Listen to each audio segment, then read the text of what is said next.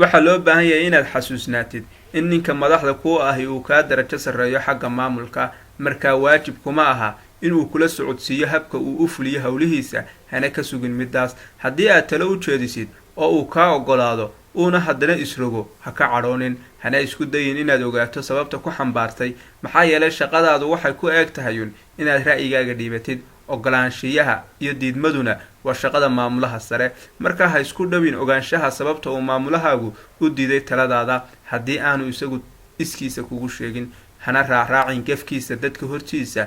haddii uu warbixin ka jeediyo shir ama ka warramo arrin ku saabsan mashaariicda hay-addiinu qabato oo uu sheego arrimo aadan la socon, ama uu qarriyo arrimo jira, ama si kale uu wax u sheego, ha isku dayin marna inaad toosisid shirka dhexdiisa, ama aad si aanu wax u sheegin aad wax u sheegtid. waxaa laga yaabaa inuu ula kasay ama ay jirto ulajeedo kaa qarsooni. haddaad iscelin weydo, dhegta u saar oo xasuusi ama xaashir ugu qor haddii uu kaa fog yahay. haddii uu qof ku guulaysto maamulka wanaagsan, waxaa hubaal ah in ay hareera joogaan saraakiil karti leh, adiguna raggaas aad ka mid tahay inta aad wax la dhisayso ee aadan jegadiisa ku duulaanka ahayn. haddii si aad isku daydo inaad jegadiisa kala wareegto, ku talagal inuu gaashaanka ku daruuri doono, kuna dadaali doono siduu isaga kaa dheereen lahaa. arrinku si kastaba ha ahaadee, haddaad ka tallaabsatid madaxdaada, filo dhibaatooyin. jidka ugu dhow ee aad guul iyo dallaacad ku gaadhi kartaana waa inaad gashid kaalin aanu madaxdaadu kaa maarmi karin, inkastoo ay aada u yar yihiin dadka aan laga maarmi karayn. waxay ku haysaan shaqaalahaaga iyo madaxdaaduba inaad tahay hogaamiye, markaa maamulahaagu wuxuu kaa rabaa inaad muujisid karti iyo hufnaan si uu kugu qoro dallacaad. isaguna wuxuu doonayaa inuu helo xujo caddaynaysa inaad mudan tahay dallacaad. shaqaalahaaga iyagu fursadaas oo kale ma haystaan. adigay kaa sugayaan inaad dallacaad siisid. sida lagu dallacsiinayo aayatiinkaagu wuxuu ku jiraa gacantooda, sida aayatiinkoodu gacantaada ugu jiro gargaarkooda. la-aantiina horukacaagu rajo ma leh. haddii aadan gacan ka helin shaqaalahaaga, shaqa kuu socon mayso. markaa waa inaad ku dadaashid iskaashigooda iyo wada shaqayntooda. taasina waxay kuu suroobi kartaa markaad isku shuqlisid barashada shaqada iyo tooda, xogogaalna aad u noqotid xidhiirhka idinka dhexeeya iyo xaaladaha gaarka ah.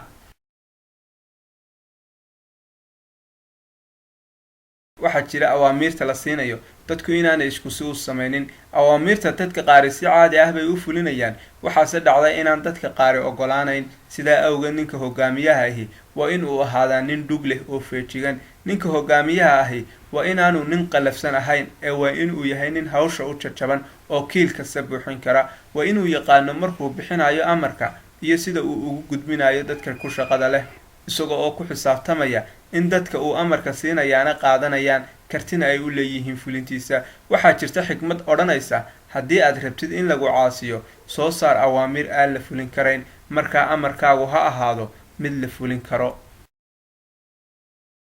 xidhiirhka kugu xidhaya dadka aad madaxda u tahay waa xidhiidh madaxnimo, sida xidhiidhka ka dhexeeya adiga iyo ninka madaxda ku ah. markaa shaqaalahaagu waxay kaa filanayaan waxa aad ka filanaysid madaxdaada. aragtidaasi waxay kugu baraarujinaysaa inaad u dhaganuglaatid xaaladda iyo baahida shaqaalahaaga. haddii aad tahay nin waxgarad ah, kugu cuslaan mayso inaad dejisid naftaada halkooda si aad arrinka uga fiirsatid dhinaca ay ka joogaan. markaasaad si dhab ah u qadarin kartaa doonistooda, mana noqon kartid hogaamiye guulaysta haddii aadan baran raggaaga waxay galaan iyo waxay gudaan, iyo weliba kartidooda iyo awoodooda waxqabad. hogaamiyuhu waa inuu yaqaano waxa uu doonayo, jidka uu u marayo iyo sida uu u fulinayo. shaqaalahaaguna waxay kaa sugayaan inaad shaqadaada si dhab ah u taqaanid. haddiise ay kaa muuqato cabsi, karti xumo iyo ka warwareegidda hawsha adag, markaas shaqaalahaagu waxay ka warhelayaan isku kalsoonaan la-aantaada. markaa wax kasta oo kugu dhaca waa inaad naftaada ka adkaatid oo aadan muujin argagax iyo walbahaar, maxaa yeelay shaqaalahaagu markasta indhaha ayay kugu hayaan, iyaga oo faallaynaya dhaqdhaqaaqaaga iyo hadalladaada si ay ugala soo baxaan waxa kaa imaan doona.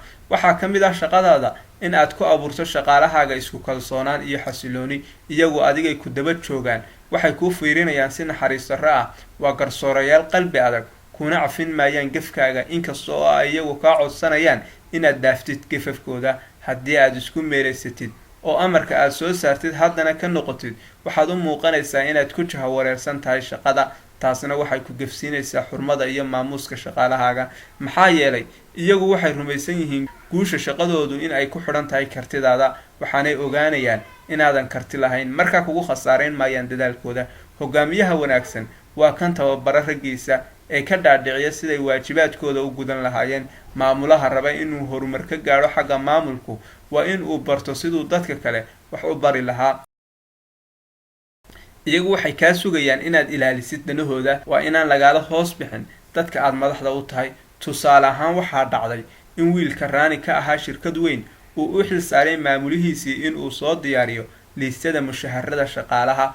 isaga oo ku shuqloon liistadii ayuu u yimid agaasimihii guud ee shirkadu, waxaana uu amray inuu si degdeg ah ugu diyaariyo warbixin ku saabsan gunooyinka jidmarka ah ee shaqaalaha.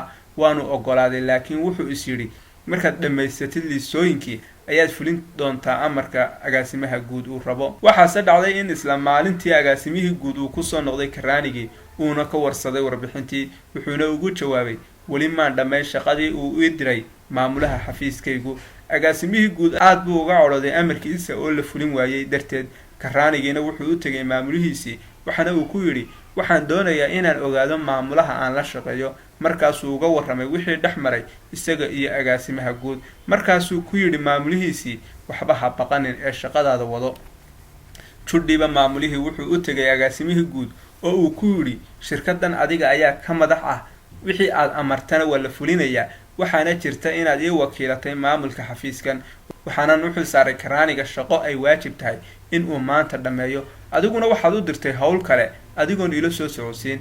markii uu kaaga gaadhsin waayena waad ku xanaaqday.